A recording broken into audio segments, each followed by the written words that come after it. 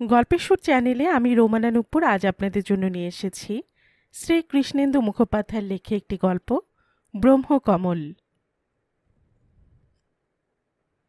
ঋষিকেশ থেকে বদ্রীনাথ যাওয়ার পথে যোশীমঠ এক প্রাচীন ছোট জনপদ।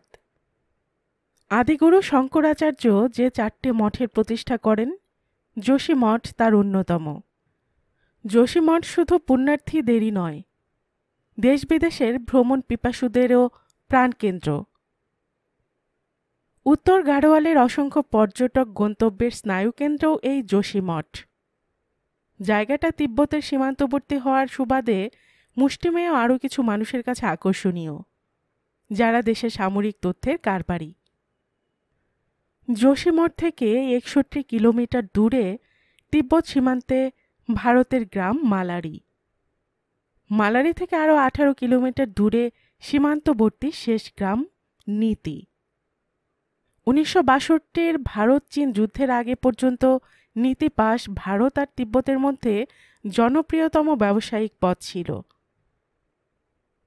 যুদ্ধোত্তর পরিস্থিতিতে যখন এটা সরকারিভাবে চীন সীমান্ত হল, দুদেশের সামরিক কর্তাদের কাছে নীতি পাস হয়ে দাঁড়ালো এক গুরুত্বপূর্ণ এবং স্পর্শকাতর সামরিক অঞ্চল। মালারি থেকে নীতি যেতে গেলে তাই অনেক সরকারি ছাড়পত্র লাগে। সাধারণ মানুষকে অনেক সামরিক অনুশাসন মেনে চলতে হয়। এই গল্পের সূচনা এই অঞ্চল থেকেই। প্রতাপ সেন, নীলাদ্রি দত্ত, অনিরুদ্ধ বিশ্বাস আর সুমন সান্যাল এই 4 জন স্কুল জীবনের বন্ধু। এখন বয়স 30-এর কোঠায় এবং সকলেই অবিবাহিত। আলাদা আলাদা পেশায় থেকেও স্কুল জীবনের বন্ধুত্ব তারা অটুট রেখেছে। বছরে একবার দল বেঁধে বেড়াতে বেরোয়। এবছর যেমন গাড়োয়ালে এসেছে। কেদারবদ্রী তাদের মূল পরিকল্পনায় ছিল, কিন্তু যোশীমঠে এসে ওরা একদিন আটকে গেল। মাসটা জুলাই, এ অঞ্চলে পিক সিজন। আকাশ ঝকঝকে থাকার কথা, অথচ সেদিন প্রকৃতির খেয়ালে তুমুল বৃষ্টি নামল। যোশীমঠে সারাদিন হোটেল বন্দি। পরের দিন বাস স্ট্যান্ডে এসে বদ্রীনাথে যাবে বলে টিকিট কাটতে এসে শুনল যোশীমঠ আর বদ্রীনাথের মধ্যে 3 জায়গায় ধস নেমেছে। রাস্তা পরিষ্কার করছে মিলিটারি। হয়তো সারাদিন লেগে যাবে। আপাতত বাস বন্ধ। মনমরা হয়ে ওরা ফিরে এলো হোটেলে। হরিদ্বার থেকে কলকাতায় ফেরার টিকিট নির্দিষ্ট দিনে কাটা আছে।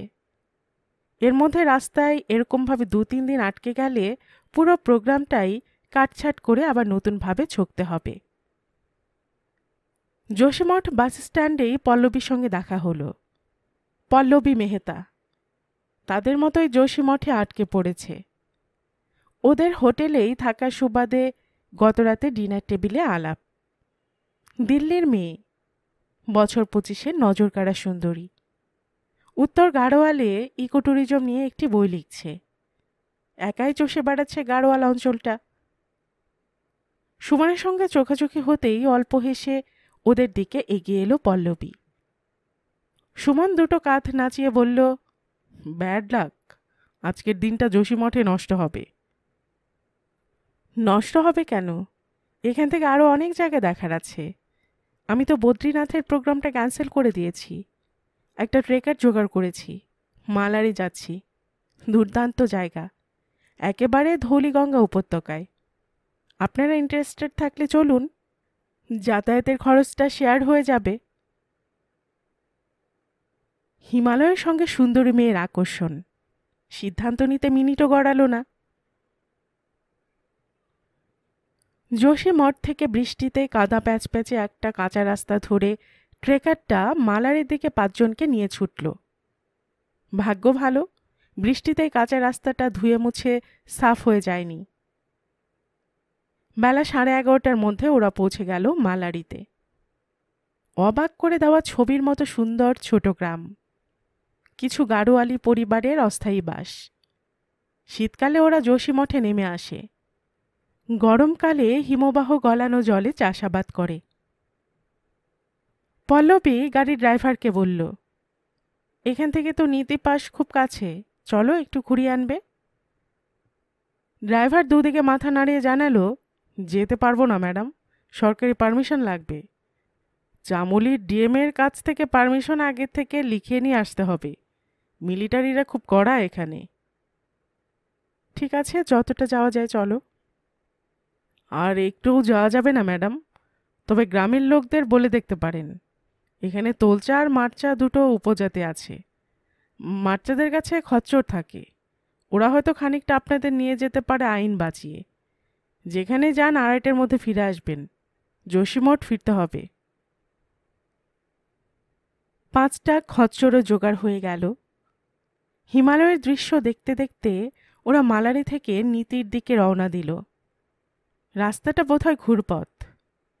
কিছু সরকারি আদেশনামার বোর্ড চোখে পড়লেও কোনো মিলিটারি চোখে পড়েনি।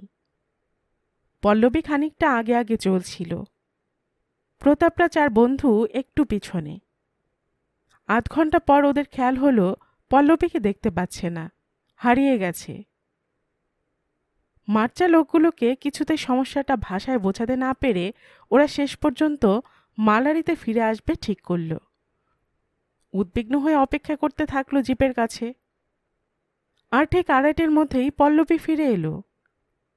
কোথায় হারিয়ে গিয়েছিল জিজ্ঞাসার উত্তরে কোনো পাত্তা দিল না। যোশীমঠের হোটেলে রাত্রে খাওয়া দাওয়ার পরে ওরা আবার পল্লবীকে ধরল। নীলাদ্রি বলল, পল্লবী, আমরা একটা প্রবলেমে পড়েছি। যেভাবে এখানে 2 দিন নষ্ট হলো, তার উপর কালকেও যদি বদ্রীনাথে যাওয়া না যায়, আমাদের প্রোগ্রামটা রিওরিয়েন্ট করতে হবে।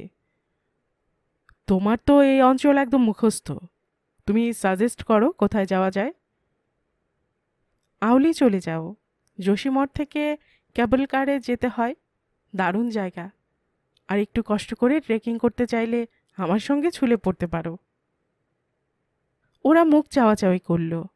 প্রতাপ জিজ্ঞেস করল, জায়গাটা কোথায়? পুরোটা বলছি, মন দিয়ে শোনো। কাল সকালে এখান থেকে বদ্রীনাথের পথে 22 কিলোমিটার দূরে গোবিন্দঘাট বলে একটা জায়গায় গাড়িতে যাব। এটুকু রাস্তার মধ্যে ধস নামেনি, খোঁজ নিয়েছি। গোবিন্দঘাট থেকে লক্ষণগঙ্গার পাশ দিয়ে দিনভর ট্রেকিং করে 14 কিলোমিটার দূরে ঘাংরিয়া বলে একটা গ্রামে পৌঁছব। ঘাংরিয়াতে গাড়োয়াল মণ্ডল বিকাশ নিগমের গেস্ট হাউস ছাড়াও একটা গুরুদ্বার আছে।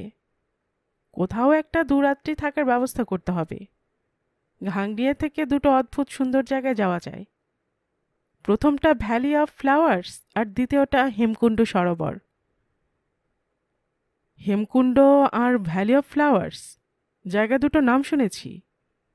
অনিরুদ্ধ বলল, গাড়োয়ালে যখন বেড়াতে এসেছ নিশ্চয়ই শুনে থাকা উচিত। কি আছে ওখানে দেখার? সুমন জিজ্ঞেস করল। ভ্যালি অফ ফ্লাওয়ার্স হচ্ছে হিমালয়ের বুকে এক আশ্চর্য ফুলের উপত্যকা। নাম শুনে নিশ্চয়ই আন্দাজ করতে পারছ। প্রায় 500 রকমের বিভিন্ন ফুল দেখতে পাবে এখানে। Germanium, blue poppy, snake lily, rhododendron, কি নেই এখানে। অনেক ফুল আছে যেগুলো এখানে ছাড়া আর পৃথিবীর কোথাও পাওয়া যায় না। উপত্যকাটার মধ্য দিয়ে পুষ্পবতী নদী বয়ে গেছে এঁকে বেঁকে খরস্রোতা হয়ে। পেছনে রত্নবন পাহাড়। নিশ্চয়ই এবার আন্দাজ করতে পারো জায়গাটা কিরকম। আর হেমকুণ্ড? হেমকুণ্ড হচ্ছে 7টা পাহাড় ঘেরা একটা লেক। 10ম গুরু গোবিন্দ সিং এখানে তপস্যায় সিদ্ধিলাভ করে খালসা ধর্মের প্রবর্তন করেন। হেমকুণ্ডে একটা গুরুদ্বার আছে, সেটা পৃথিবীর হাইয়েস্ট অল্টিটিউডে থাকা গুরুদ্বার। জায়গাটা শিখদের অন্যতম শ্রেষ্ঠ তীর্থক্ষেত্র। এই জায়গাটারও প্রাকৃতিক দৃশ্যের কোনো তুলনা হয় না, কিন্তু ট্রেকিংটা খুব কষ্টকর। ঘাংরিয়ার অল্টিটিউড 3049 মিটার আর হেমকুণ্ডের 4320 মিটার। আর এই 1271 মিটার চড়াই উঠেছে মাত্র 5 কিলোমিটার রাস্তা বয়ে। কাজেই বুঝতেই পারছ কিরকম খাড়াই রাস্তাটা। তবে গেলে ঠকবে না। আজ মালারে গিয়ে ঠকেছ কি?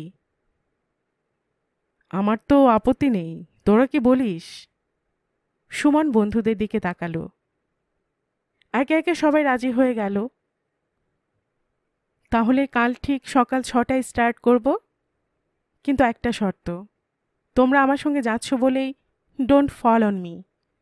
আমার প্রাইভেসি দরকার, তোমাদের কাছে নতুন জায়গা, কোনো ইনফরমেশনে দরকার হলে বলবে, আদারওয়াইজ তোমরা তোমাদের মতো ঘুরবে।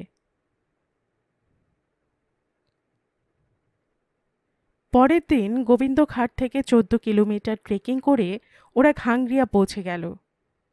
পাহাড়ি ট্রেকিংটা যে কলকাতার রাস্তায় হাঁটা নয় সেটা ভালোভাবে টের পেল ওরা। পল্লবী অভ্যস্ত পায়ে ওদের অনেক আগেই ঘাংরিয়া পৌঁছে গিয়েছিল। ওরা আরও ঘণ্টাখানেক বেশি সময় নিয়ে প্রায় বিকেলের শেষে ঘাংরিয়াতে পৌঁছল। ঘাংরিয়া গুরুদ্বারে 4 জনে থাকার ব্যবস্থাও হয়ে গেল। পল্লবী উঠল GMVN এর গেস্ট হাউসে। গুরুদ্বারের একটা লম্বা ঘরের এক কোণে ওদের থাকার জায়গা হয়েছে, মাটিতে কম্বল বিছানো। প্রতাপ হাত পা ছড়িয়ে কম্বলের উপর বসে বলল, যাই বলো, দোস্তর মতো থ্রিলিং এক্সপেরিয়েন্স। কাল কিন্তু সকাল 6টায় বেরোবো পল্লবী টিপস মতো। কাল হেমকুণ্ড, পরশু ভ্যালি অফ ফ্লাওয়ার্স। মেয়েটা সত্যি অসাধারণ। মুখটা কুঁচকে নীলাদ্রি বলল, আমি আর নেই গুরু, তুমি যাও। ভোরবেলা থেকে পল্লবীর সঙ্গে প্রেম করো। পায়ে ক্র্যাম্প ধরে গেছে, কাল আর নড়ছি না। সকাল 6টা? ইম্পসিবল। শালা বেড়াতে এসেছি না কষ্ট করতে এসেছি? এত পরিশ্রমের পর ন্যাচারালি যখন ঘুম ভাঙবে তখন ভেবে দেখব। সুমন বলল, আমিও তোর সঙ্গে আছি সুমন। অনিরুদ্ধ হাত তুলে সমর্থন করল সুমনকে। তারপর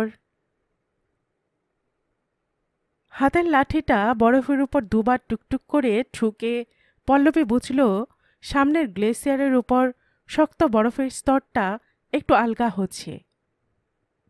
কবজি উল্টে ঘড়িতে দেখল 10টা 25। বেশ বেলা হয়ে গেছে।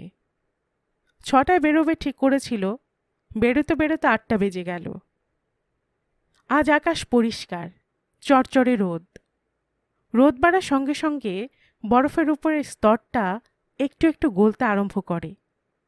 তখন খুব সাবধানে গ্লেসিয়ার পেরোতে হয়।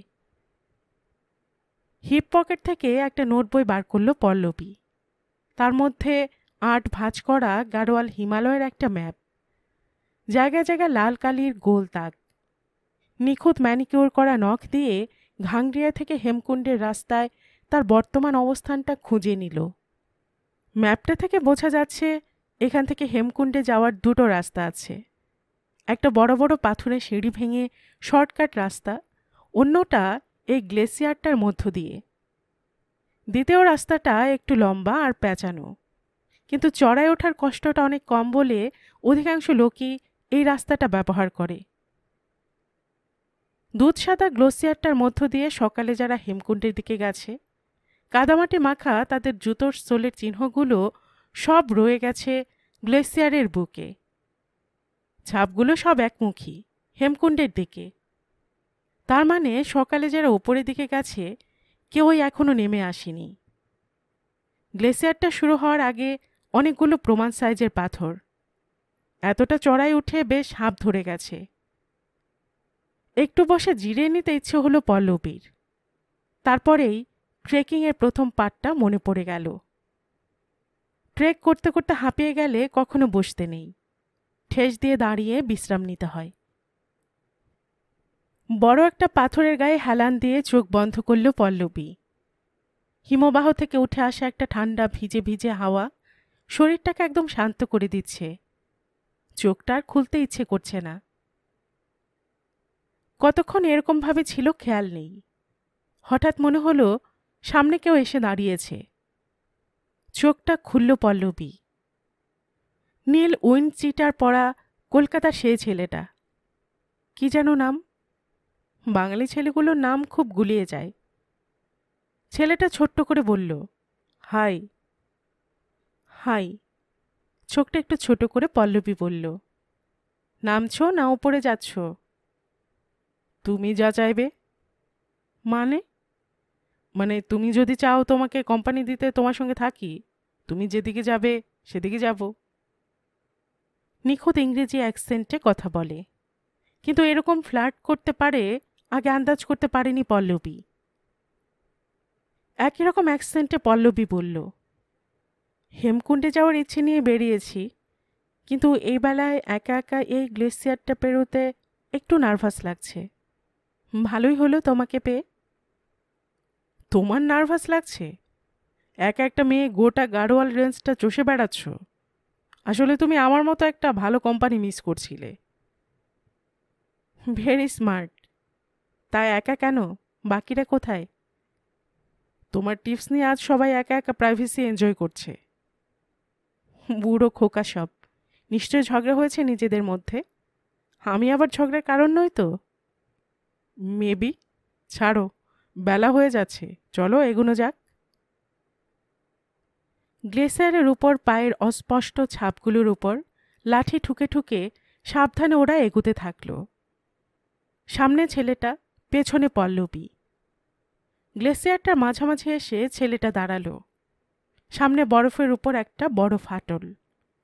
ফাটলের ফাঁক দিয়ে নিচে বরফ গলা জলের স্রোত দেখা যাচ্ছে। ছেলেটা লম্বা পা ফেলে ফাটলটা ডিঙোল। পল্লবী ইতস্তত করছিল। ছেলেটা সেদিকে ভ্রুক্ষেপ না করে বলল, তোমার জন্য সকাল থেকে একটা জিনিস নিয়ে ঘুরছি পল্লবী। মনে হচ্ছে তোমাকে দেওয়ার মতো এত সুন্দর জায়গার পাবো না। অনেক কষ্ট করে তোমার জন্য জোগাড় করেছি।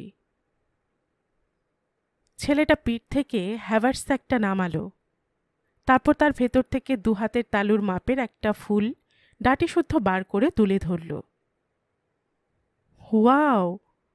পল্লবীর মুখ দিয়ে বিস্ময় কথাটা বেরিয়ে এলো। এত সুন্দর ফুল আগে কখনো দেখেছে কি? অনেকটা না ফোটা পদ্মর মতো, সবচেয়ে হলদে পাপড়ি। সোনালি একটা আভা ছড়ছে ফুলটার গা থেকে। তেজ আর স্নিগ্ধতা যেন একই সঙ্গে মাখামাখি করে আছে ফুলটাতে। ব্রহ্মকমল, ছেলেটা বলল। কাল অনেক ফুলের নাম তুমি বলেছ, কিন্তু এটা বলনি। শুনেছি গোটা পৃথিবীতে এই ফুল একমাত্র এই অঞ্চলে আর মানস সরোবরের কাছে পাওয়া যায়। বরফের ফাটলের অন্যদিকে দাঁড়িয়ে থাকা পল্লবীর দিকে ফুলটা ছুঁড়ে দিল ছেলেটা। Thank you. ফুলটা লুফে নিয়ে ঘুরিয়ে ফিরে দেখতে দেখতে পল্লবী বলল। তারপর নিজের ব্যাকপ্যাকে যত্ন করে আলতোভাবে ফুলটা ঢুকিয়ে রাখল। এবার ফাটলটা ডিঙোতে হবে। ছেলেটা গ্লাভস পরা হাতটা এগিয়ে দিয়েছে। পল্লবী শক্ত করে হাতটা ধরল। সাবধানে লাফ মারতেই ছেলেটা শক্ত হাতটা হ্যাচকা টানে একদম বুকের মধ্যে টেনে নিল পল্লবীকে। তুমি আমায় পাগল করে দিয়েছ পল্লবী, ফিসফিসে গলায় ছেলেটা বলল। তারপর কিছু বুঝে ওঠার আগেই ছেলেটার ঠোঁট নেমে এলো পল্লবী ঠোঁটের ওপর। ভেতরে কোথায় যেন খুশি হলো পল্লবী। এটুকু সহ্য করতেই হবে। তার অনেক বড় কাজটা শেষ করতে একটা ছেলের সাহায্য তো দরকার হবেই। সে যোশীমঠ থেকে 4টে ছেলের একটা তার টার্গেট ছিল, কিন্তু কোন ছেলেটা ঠিক করতে পারছিল না। এবার নিজের থেকেই ব্যাপারটা হয়ে গেল। রোবর মতো ছেলেটাকে ব্যবহার করা যাবে কাজটা শেষ না হওয়া পর্যন্ত। পল্লবী নিজের হাতটা ছেলেটার ঘাড়ে নিয়ে এলো। আঙুলগুলো ছেলেটার লম্বা চুলের ভেতর ঢুকিয়ে দিল। ছেলেটার একটা হাত তার কোমরে ঘোরাফেরা করছে। তারপরেই কোমরের কাছ থেকে খুট করে একটা আওয়াজ। পল্লবী সদ্বিত ফিরে পেল। আওয়াজটা কোমরের বেল্টের সঙ্গে আটকানো ডিজিটাল ক্যামেরার পাউচ ব্যাগটার বোতামের। ছেলেটা ক্যামেরাটা বার করে নিচ্ছে। কোমরে তার ছোঁয়া পাচ্ছে পল্লবী। ক্যামেরাটা, তার মানে? এক ঝটকায় নিজেকে সরিয়ে নেওয়ার চেষ্টা করল পল্লবী, কিন্তু ছেলেটার জোরের কাছে পারল না। আগের মতো ফ্যাসফ্যাসে গলায় ছেলেটা বলল, কাল মালারিতে কোথায় হারিয়ে গিয়েছিলে সোনা? অসহায়ভাবে পল্লবী দেখল ছেলেটার গ্লাভসের মুঠোয় ডিজিটাল ক্যামেরাটা। শেষ একটা মরিয়া চেষ্টা চালালো পল্লবী। হাঁটুটা ভাঁজ করে ছেলেটার তলপেটে মারতে চেষ্টা করল, যতটা জোরে পারে। কাজ হলো। ছেলেটা একটু পিছিয়ে গেল, কিন্তু তারপরেই পল্লবীর ডান কানের গোড়ায় সজোরে একটা ঘুষি। লুটিয়ে পড়ল পল্লবী। গ্লেসিয়ারের ওপর তার নিথর শরীরটা পড়ে রইল।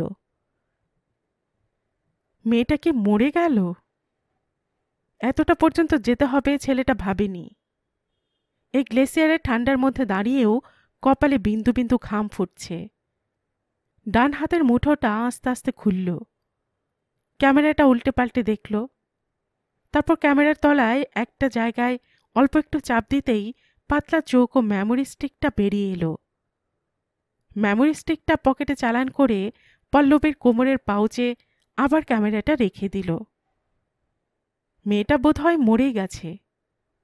গ্লাভস পরে নারী ঠিক বোঝা যাচ্ছে না, অথচ গ্লাভসটা খুলতেও সাহস হচ্ছে না। যদি ফিঙ্গারপ্রিন্টস থেকে যায়? টানটান হয়ে উঠে দাঁড়ালো ছেলেটা। বুক ভরে একটা দম নিল। স্বগতোক্তির মতো বলল, সরি পল্লবী, তোমার মতোই আমারও অনেক অনেক পয়সার খুব দরকার। তারপর গ্লেসিয়ারের ঢাল বরাবর পল্লবীর নিথর দেহটাকে গড়িয়ে দিল।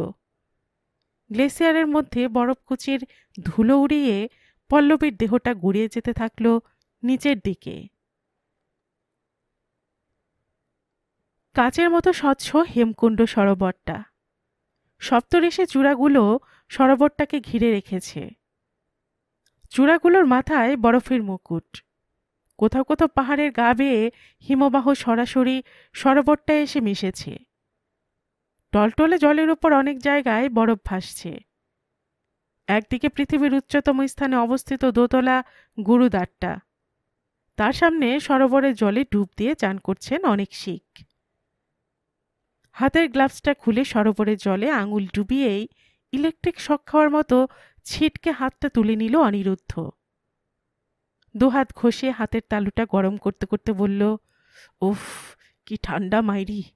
লোকগুলো এখানে ডুব দিয়ে চান করছে কি করে বলো তো? নিউমোনিয়া ধরবে যে। সুমন পেছন থেকে বলল, মনের জোর আর বিশ্বাস থাকলে কিছু হবে না, বুঝলি? পল্লবীর কাছে শুনিসনি গুরু গোবিন্দ সিং এখানে সিদ্ধি লাভ করেছিলেন? ও বলছিল না? বাপরে বাপ, তোর এই পল্লবী ভজন একটু থামাতো। সকাল থেকে আরম্ভ করেছিস। পল্লবীকে ব্রহ্মকমল দেওয়ার নাম করে কোথায় যে হারিয়ে গেলি, আমাকে একা একা আসতে হলো। এটা আবার কি কেস রে? প্রতাপ জিজ্ঞেস করল। তুইও আর বলিস না, পল্লবীর সঙ্গে মাখামাখি করতে সকাল 6টায় তো বেরিয়ে পড়েছিলি। আমরা দুজনে আরামসে 8টা নাগাদ বেরোলাম। নীলাদ্রি তো পায়ে ক্র্যাম্পের দোহাই দিয়ে এলো না। দিব্যি একসঙ্গে আসছিলাম। হঠাৎ আমার চোখে পড়ল বাঁদিকে একটা টিলার মতো, তার উপরে বেশ কিছু ফুল ফুটে আছে। তার মধ্যে ব্রহ্মকমলও আছে। বিউটিফুল ফুল, না দেখলে বিশ্বাস করতে পারবি না। সুমনকে বললাম, আনবি নাকি একটা তুলে পল্লবীর জন্য? ব্যাস, পাগলা খেপে উঠল, চলল টিলা বেয়ে সত্যি ব্রহ্মকমল তুলে আনতে। তারপর পল্লবীকে দিলি ব্রহ্মকমলটা? সুমনকে জিজ্ঞাসা করল প্রতাপ। ধুস, শেষ পর্যন্ত তো ফুলটা তুলেই নি। কেন? আরে অত কষ্ট করে উপরে উঠলাম, দেখে একটা পাথরের গায়ে সাদা রং দিয়ে লেখা আছে, ব্রহ্মকমল ঈশ্বরের কাছে উৎসর্গ করা ফুল, ওকে প্রকৃতিতেই থাকতে দিন। লেখাটা পড়ে মনটা কেমন হয়ে গেল। ফুলটা না তুলেই আবার নিচে রাস্তায় ফিরে এলাম। ন্যাকা, অনিরুদ্ধ বলল। তাই সবার শেষে এসে পৌঁছলি এখানে? প্রতাপ জিজ্ঞেস করল। ন্যাচারালি, আমি যখন ফুলটা তুলতে ওপরে গেলাম, অনিরুদ্ধ আর অপেক্ষা করতে চাইল না, এগিয়ে গেল। আমি আর রাস্তায় ধরতে পারিনি ওকে। কিন্তু তুই তো গুরু সকাল 6টায় বেরিয়েছিলি, আর এসেছিস আমাদের একটু আগে। তোরা তো দেরি লাগলো কেন? এটাও আমাকে বলতে দে, অনিরুদ্ধ বলল। বাবু তো 7 সকালে বেরিয়ে আগে সোজা পল্লবীর গেস্ট হাউসে গিয়েছিল। গেস্ট হাউসওয়ালা ভাগিয়ে দিয়েছে, বলেছে ম্যাডাম কারোর সঙ্গে দেখা করতে চায় না। তারপর বাবু ওখানে ঘুরঘুর করেছে, কখন ম্যাডাম উঠবেন, রওনা দেবেন। তুই এত সব জানলি কি করে? ঘুরঘুরটা রাস্তার চাওয়ালার কাছে জেনেছি। কাল রাত্রে একসঙ্গে 4 জনে চা খেয়েছি, আমাদের চিনত। বাকিটা আন্দাজ। কি প্রতাপ বাবু, আন্দাজটা ভুল করেছি? প্রতাপ আনমনে মাটির দিকে তাকিয়ে থাকল। খানিকক্ষণ চুপ করে থাকলো, তারপর আস্তে আস্তে বলল, চল এবার নামা যাক, বেলা 12টা বেজে গেছে। আসার সময় সবাই আলাদা আলাদা এলাম, যাওয়ার সময় অন্তত একসঙ্গে যাওয়া যাক। আগে একটু গুরুদ্বারে চল, গরম চা খেয়ে নেওয়া যাক, সুমন বলল। গুরুদ্বারে চা খেতে গিয়ে ওরা দেখল পাঞ্জাবিরা সকলে প্রার্থনা শেষ করে ঘাংরিয়ায় নেমে যাওয়ার তোড়জোড় করছে।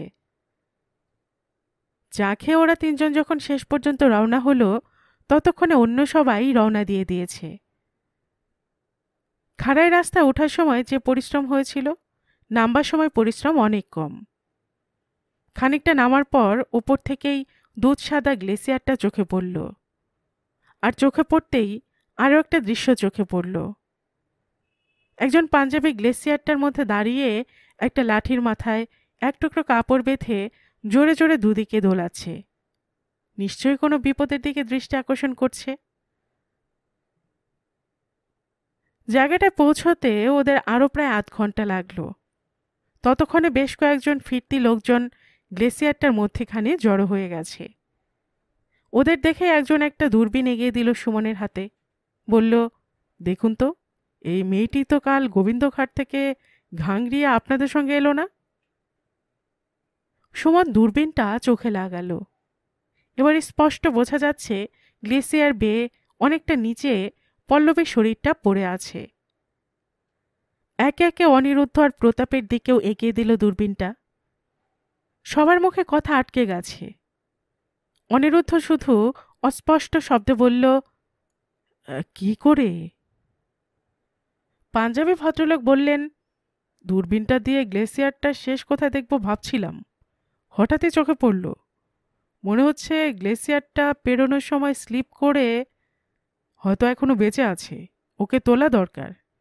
কয়েকজন বরং এগিয়ে গিয়ে ঘাংরিয়া গুরুদ্বারে খবরটা দিন, ওরা লোকাল লোকজন, ঠিক তুলে আনার ব্যবস্থা করবে। আর যদি পুলিশ চৌকিতেও একটা খবর দিয়ে দিতে বলবেন। আর কয়েকজন থেকে যাই, লোকাল লোকদের সঙ্গে আমাদেরও হাত লাগাতে হতে পারে। অনিরুদ্ধ আর প্রতাপ থেকে গেল আরো 5-6 জনের সঙ্গে। সুমন দুজনের সঙ্গে ঘাংরিয়ার দিকে এগিয়ে গেল। জিপ থেকে নেমে একদম রাস্তার ধারে এসে দাঁড়ালেন এসএপি ধৃতিমান বোস। ড্রাইভার রামদাও সিংকে আগেই বলে রেখেছিলেন ইচ্ছে মতো রাস্তায় কোথাও দাঁড়িয়ে দুপুরের খাওয়া সেরে নিতে। একটু ইতস্তত করে কর্ণপ্রয়াগে এসে রামদাও খেয়ে নেওয়ার ইচ্ছে প্রকাশ করল। ধৃতিমান এতটা রাস্তার টানায় এসে একটু হাত পা ছাড়িয়ে নেওয়ার জন্য রাস্তার ধারে এসে দাঁড়ালেন। নিচে খাদে অলোকানন্দার উপর খরস্রোতা হয়ে মন্দাকিনী আছড়ে পড়ছে।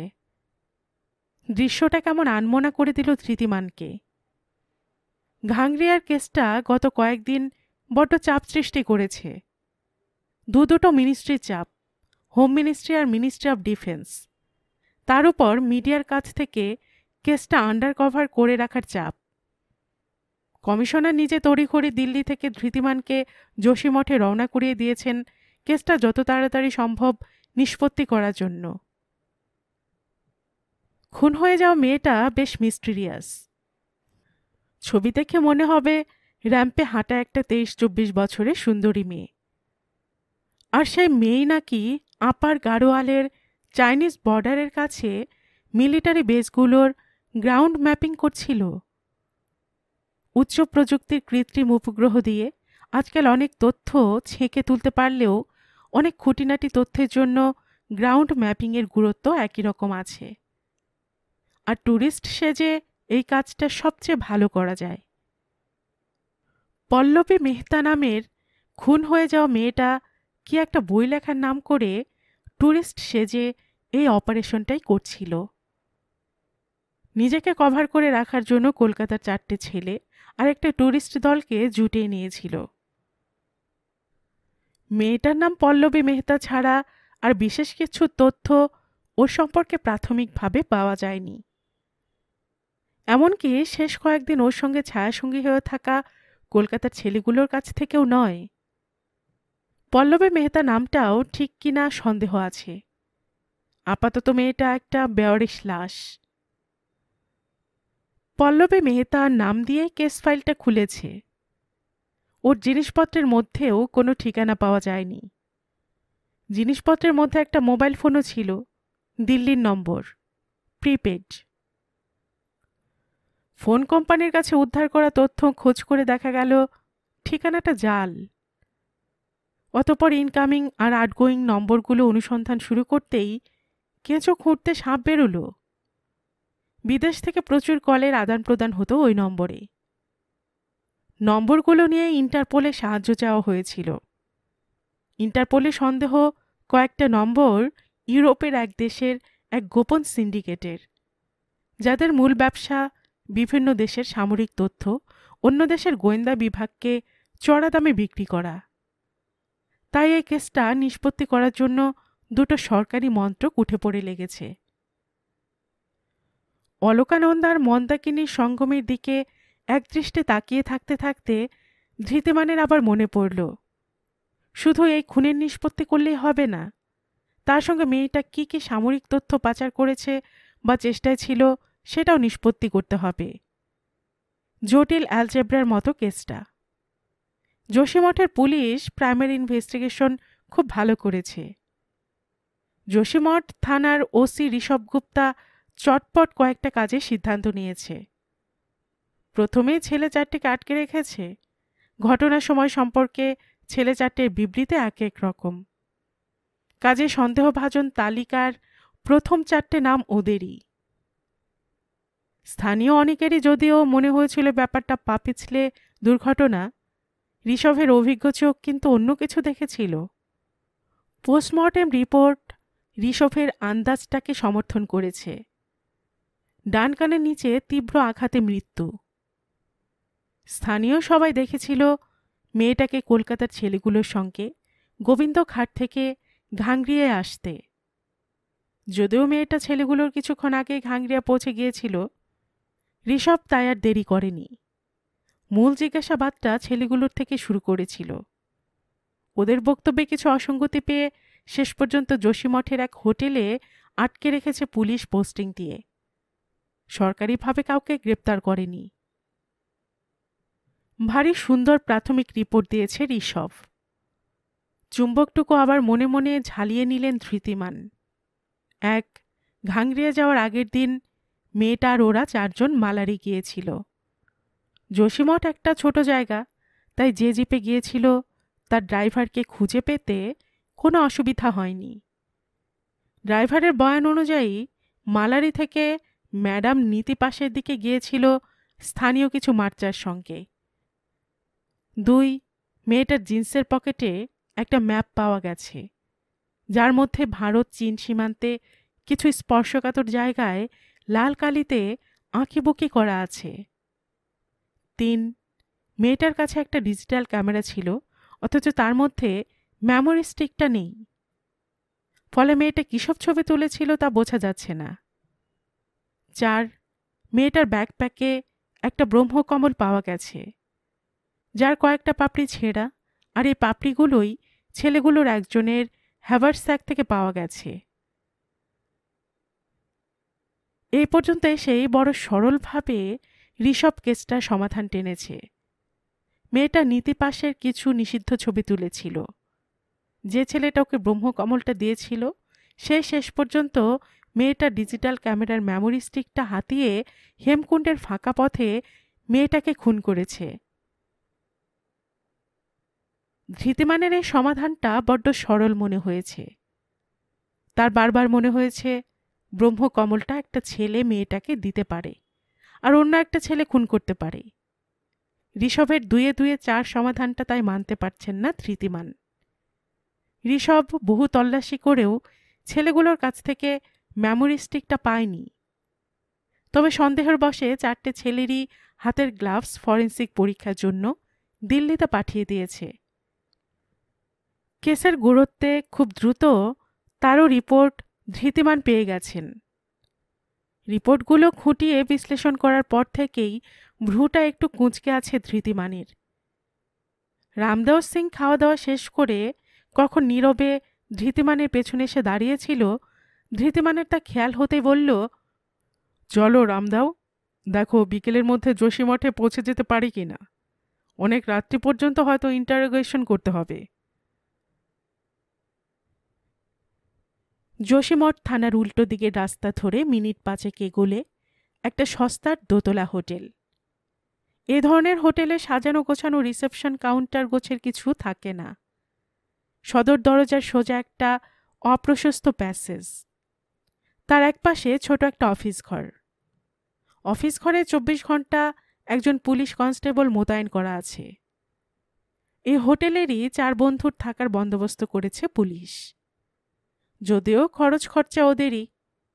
পল্লবী মেহতা খুনের ব্যাপারে অনুসন্ধান শেষ না হওয়া পর্যন্ত তাদের যোশীমঠ ছেড়ে যাওয়ার অনুমতি নেই। দুটো ঘরে ওরা ভাগাভাগি করে আছে, এক এক ঘরে 2 জন। বাইরে বিকেলে নরম আলো থাকলেও ওদের ঘরগুলো ঘুপচি অন্ধকার। টিমটিম করে একটা বাল্ব জ্বলছে।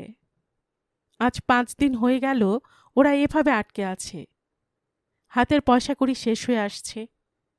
হরিদ্বার থেকে কলকাতা ফেরার কনফার্ম রিজার্ভেশনের টিকিটগুলোও নষ্ট হয়ে গেছে। জার্নি ছিল গতকাল। প্রতাপ বাইরে বেরিয়েছিল। হোটেলে ফিরে সবাইকে নিজের ঘরে ডেকে নিয়ে বলল, শুনছি আজকে দিল্লি থেকে এক এসিপি আমাদের জিজ্ঞাসাবাদের জন্য আসছেন। আজকের দিনটা দেখে নেই, এরপরেও আটকে থাকলে কলকাতায় ব্যাপারটা জানাতে হবে, লিগ্যাল হেল্পের দরকার হবে। হতাশভাবে নীলাদ্রি বলল, সব উলটপালট হয়ে গেল। সময়ে ফিরে অফিসে জয়েন করতে না পারলে এবার হয়তো চাকরিটাও যাবে। তার উপর পুলিশ কেসে ফেঁসেছি জানলে ক্যারিয়ারও ডুম। ফোঁস করে উঠল অনিরুদ্ধ। ডুম মানে? দেশে আইন কানুন নেই? আমরা তো অ্যারেস্টেড নই, ডিটেন্ড। দুহাত উপরে তুলে নীলাদ্রি বন্ধুদের থামালো। মাথা ঠান্ডা রাখ। প্রতাপ বলছে ও যে দিল্লির অফিসার এসে কথা বলবে। একটা জিনিস সবাই মাথায় রাখবি, আমরা যেন সবাই এক টিউনে কথা বলি, কন্ট্রাডিক্টরে কিছু না বলে ফেলি। অনিরুদ্ধ আবার উত্তেজিত হয়ে পড়ল। লাস্ট 5 দিন ধরে সত্যি কথাটাই তো নাগাড়ে বলে যাচ্ছি, তবুও। এবার গম্ভীর গলায় প্রতাপ বলে উঠল, সত্যি কথাটা আমরা সবাই বলছি তো। মানে? তুই কি মেন করছিস? পল্লবী হেমকুণ্ডে যাওয়ার পথে গ্লেসিয়ারের উপর খুন হয়েছে, আর ওই সময়টা কিন্তু আমরা সবাই আলাদা আলাদা ছিলাম। নিজের নিজের বয়ান দিচ্ছি। তুই কি মনে করছিস আমাদের মধ্যে কেউ? বোগাস। তোর মাথাটা এই কদিন একদম গেছে। আমার শুধু একটা খটকা লাগছে, সেদিনের টাইমিংটা।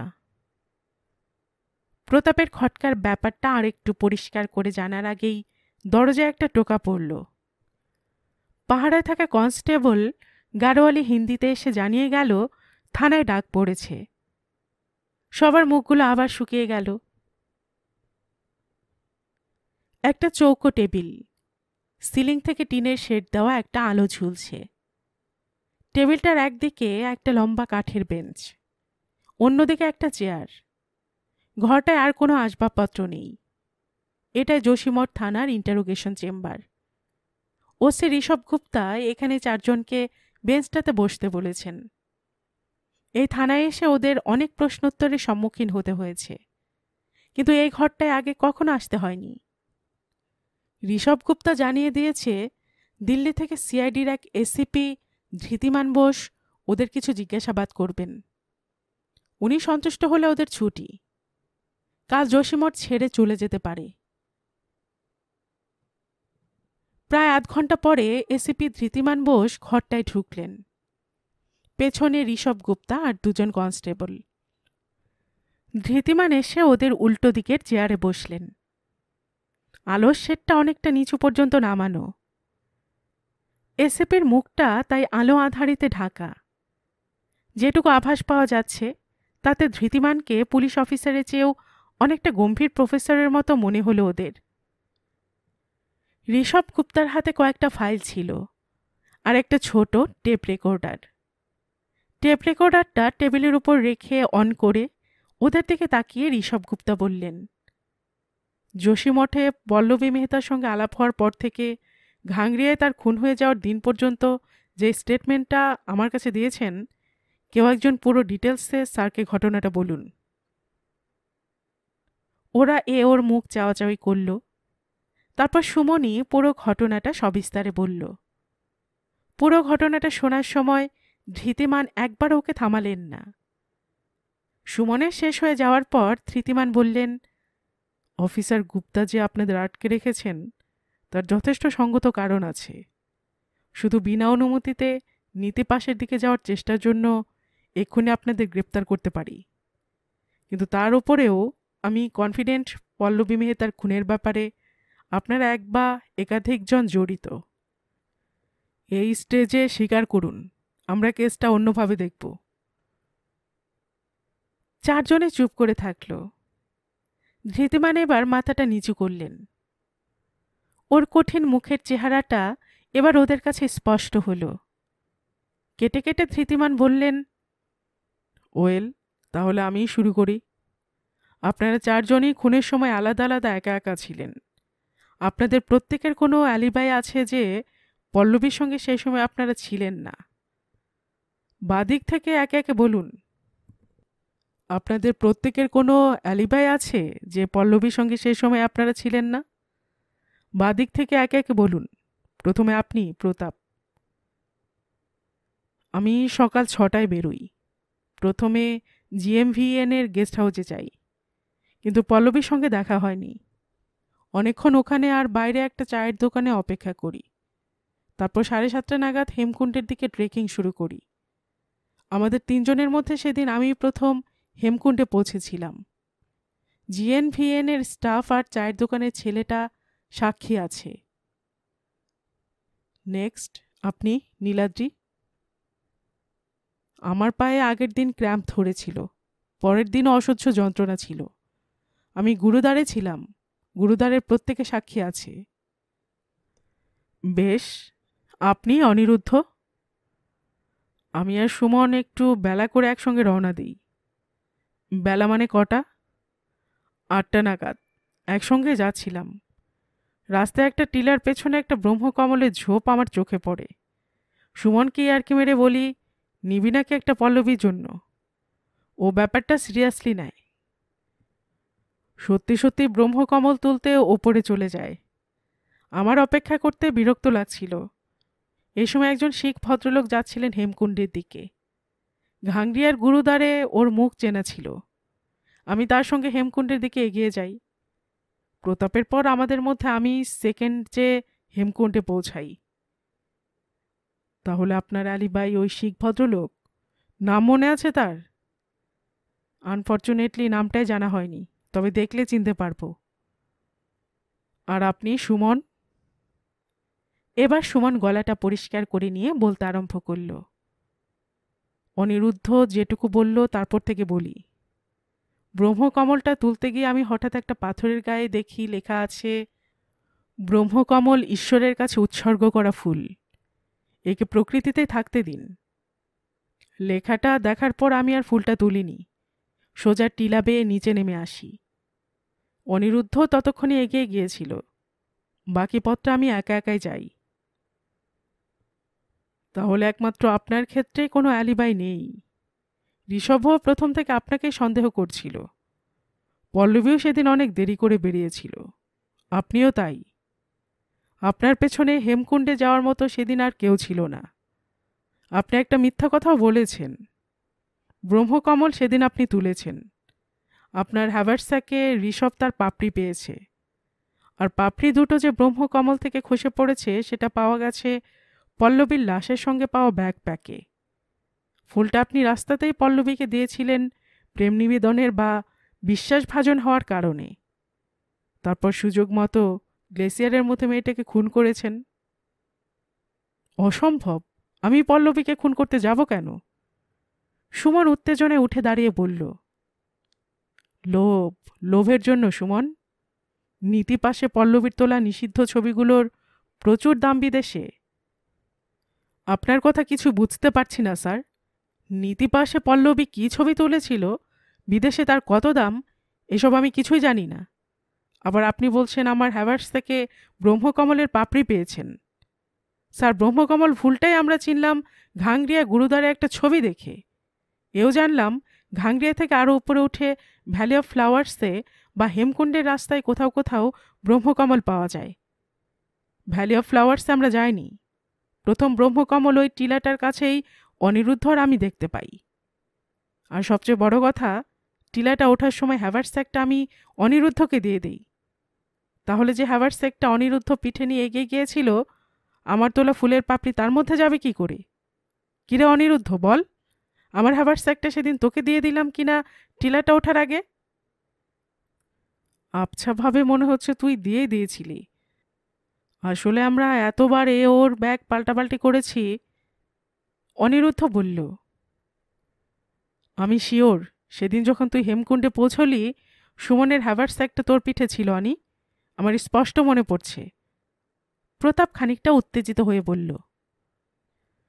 প্রতাপকে থামিয়ে দিয়ে এবার আবার ধৃতিমান সুমনকে প্রশ্ন করলেন, আপনার টিলাটা উঠতে নামতে কতক্ষণ লেগেছিল সুমন? Hardly 15-20 minute. হেমকুণ্ডের মতো চড়াই রাস্তায় 15-20 মিনিট এগিয়ে থাকা কোনো ডিস্ট্যান্সই নয়।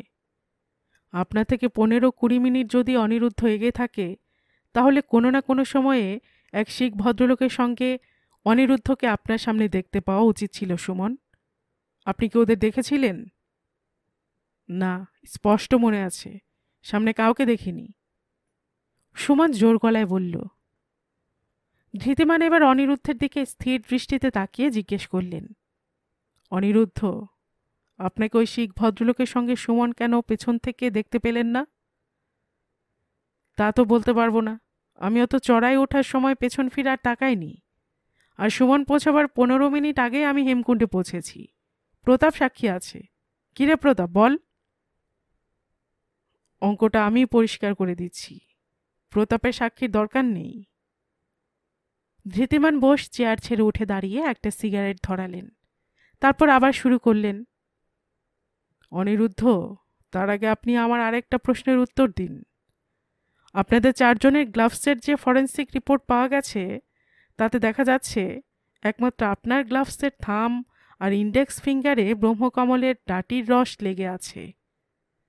একই ফাইবার পাওয়া গেছে পল্লবী টি শার্টের কোমরে আর ক্যামেরায়। তা আপনার গ্লাভসে ব্রহ্মকমলের রস কিভাবে লাগলো অনিরুদ্ধ? অনিরুদ্ধ মাথা নিচু করে চুপ করে রইল। আমি এবার পুরো গল্পটা বলি। যেদিন আপনারা মালারি গিয়েছিলেন, সেদিন রাত্রে আপনাদের হোটেলের উল্টো দিকের পিসিও থেকে রাত্রি 8টায় ইউরোপের একটা নম্বরে পরপর 2টো আইএসডি হয়েছিল। প্রথমটা করে পল্লবী। পিসিওতে যখন কেউ নম্বর ডায়াল করে, দেওয়ালে টাঙানো লাল এলসিডি ডিসপ্লেতে নম্বরটা ফুটে ওঠে। ঘটনাচক্রে অনিরুদ্ধ সেই সময়ে পিসিওর আশেপাশে ছিল এবং এলসিডি ডিসপ্লেতে নম্বরটা দেখতে পায়। এমনিতে নীতিপাশে পল্লবীর উধাও হয়ে যাওয়া নিয়ে ওর কৌতূহল ছিলই। ইউরোপের আইএসডি নাম্বারটা দেখতে পেয়ে কৌতূহল বহুগুণে বেড়ে যায়। ও তককে তককে ছিল। পল্লবী ফোন করে বেড়ে যাওয়ার পরই ওই বুথে ঢুকে ফোনে শুধু রিডায়াল টিপে দেয়, আর ইউরোপের সেই নম্বরে ওর একটা বোঝাপড়া হয়ে যায়।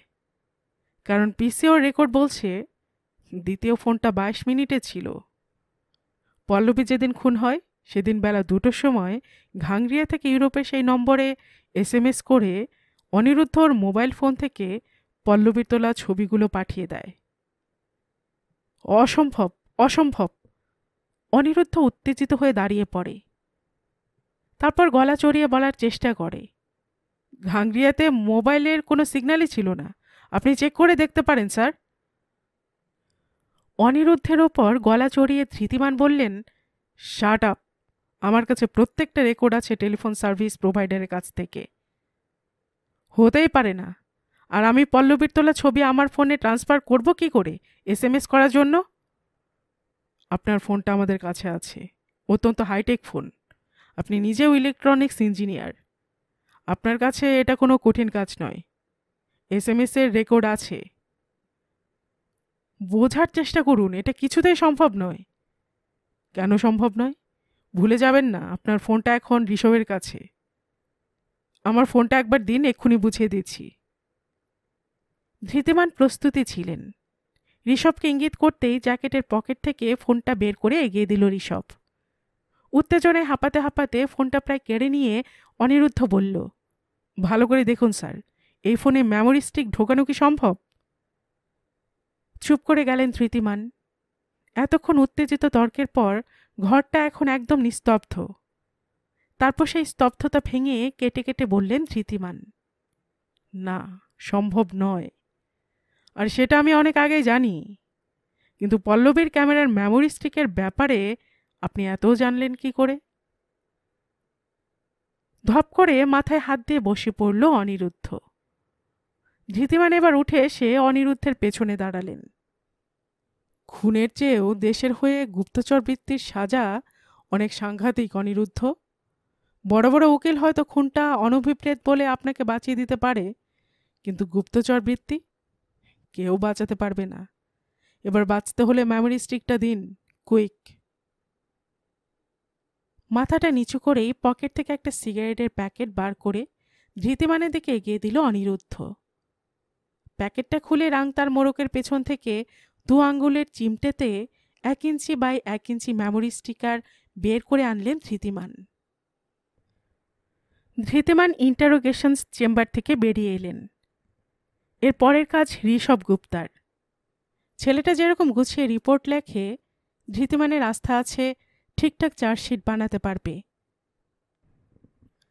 ক্লান্ত ধৃতিমান পুলিশ স্টেশনের বাইরে বারান্দায় এলেন। কয়েকদিনের মধ্যে বোধহয় পূর্ণিমা। আকাশে চাঁদ জ্বলজ্বল করছে। চারদিকে নাম না জানা হিমালয়ের চূড়াগুলোর উপর বরফের মুকুট থেকে আলো ঠিকরে বেরুচ্ছে। চোখ বন্ধ করে বড় এক শ্বাস নিলেন ধৃতিমান। হিমালয়ের যে নিজস্ব একটা গন্ধ আছে বুঝতে পারলেন ধৃতিমান। ঋষভ কখন যেন বাইরের বারান্দায় বেরিয়ে এসেছিল। খুব নিচু স্বরে বলল, স্যার, একটু চা খাবেন? না থাক, রামদেওকে একটু ডেকে দাও, গেস্ট হাউসে ফিরে যাব। Yes sir. ঋষভ ভেতরে গিয়ে একজন কনস্টেবলকে রামদেওর খোঁজ করতে বলে আবার বারান্দায় ফিরে এসে দেখল ধৃতিমান এক মনে হিমালয় দেখছেন। স্যার, একটা কথা বলবো? জানি ঋষভ, তুমি কি বলবে। তুমি যেটা লোকালি ইনভেস্টিগেট করে জানতে পারোনি, আমি সেই পিসিও থেকে দ্বিতীয় ফোনের কথাটা জানলাম কি করে? ঠিক স্যার, দ্বিতীয় ফোনটা আসলে কেউ করেনি ঋষভ, ওটা আমার বানানো গল্প। কেস ডিটেকশনের একটা খুব পুরনো পদ্ধতি। খুব কনফিডেন্সের সঙ্গে ক্রিমিনালের সামনে একটা লজিক্যাল মিথ্যে গল্প এস্টাবলিশ করতে পারলে একটা সময় সে প্রতিবাদে ভেঙে পড়ে সত্যি গল্পটা বলে ফেলবে। এই হিউম্যান রাইটসের যুগে তোমাদের প্রিয় 3rd ডিগ্রির চেয়ে এই পদ্ধতিটা কি খুব খারাপ ঋষভ? স্যার, এই পদ্ধতিটাই খুব কম অফিসার পারে। এটার একটা ভিত্তি ছিল ঋষভ, তুমি হয়তো খেয়াল করনি। অনিরুদ্ধের মোবাইলের ফোন বুকে ইউরোপের ওই নম্বরটা স্টোর ছিল। যদিও কোনো ইনকামিং বা আউটগোয়িং কল ওই নম্বরে হয়নি, এসএমএসটাও বানানো গল্প। আরেকটা ব্যাপার স্যার আমার কাছে এখনও পরিষ্কার নয়, অনিরুদ্ধ যদি সুমনের আগেই ছিল, সুমন কেন পেছন থেকে সে ঘটনাটা দেখতে পেল না, অথচ সুমনের আগে অনিরুদ্ধ হেমকুণ্ডে পৌঁছে গেল? উত্তরটা খুব সোজা ঋষভ। সুমন যখন একেবারে কোণঠাসা, তখনও অ্যালিবাই হিসেবে অনিরুদ্ধকে সামনে দেখার কথা বলেনি। তার মানে অনিরুদ্ধ সামনে ছিল না। আরেকটা মিথ্যা তো তোমার রিপোর্ট থেকে আমি ধরে ফেলেছি। তোমার রিপোর্টে তুমি বলেছ সেদিন যতজন পাঞ্জাবি হেমকুণ্ডে গিয়েছিল তারা প্রত্যেকে ভোরের আলো ফোটার সঙ্গে সঙ্গে গুরুদ্বারা থেকে রওনা দেয়। কাজেই অনিরুদ্ধ যে শিখ ভদ্রলোকের সঙ্গে গিয়েছিল বলে বলেছিল সেটা মিথ্যা। তার মানে অনিরুদ্ধর কাছে খবর ছিল একটু বেলা করে পল্লবী হেমকুণ্ডে যাবে। ওই সুমনকে ব্রহ্মকমল তুলতে টিলাটার উপর পাঠিয়ে কাছাকাছি কোথাও লুকিয়ে অপেক্ষা করে।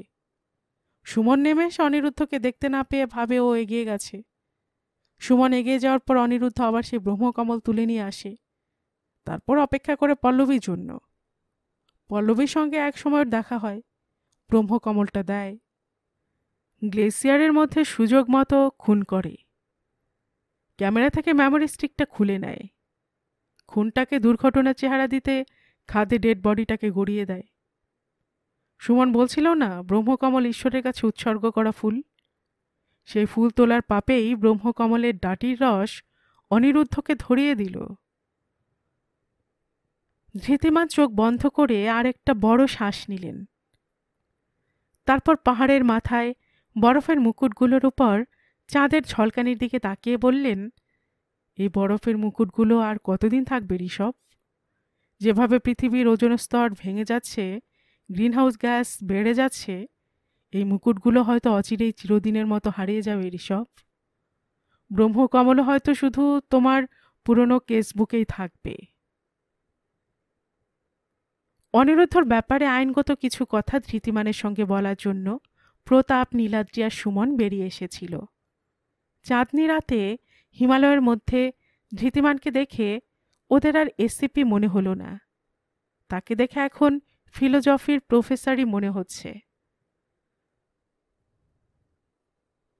গল্পের সুর চ্যানেলে এতক্ষণ আপনারা শুনছিলেন শ্রী কৃষ্ণেন্দু মুখোপাধ্যায়ের লেখা একটি গল্প ব্রহ্মকমল। আর এতক্ষণ গল্প পাঠে আমি আপনাদের সাথে ছিলাম রোমানা নূপুর।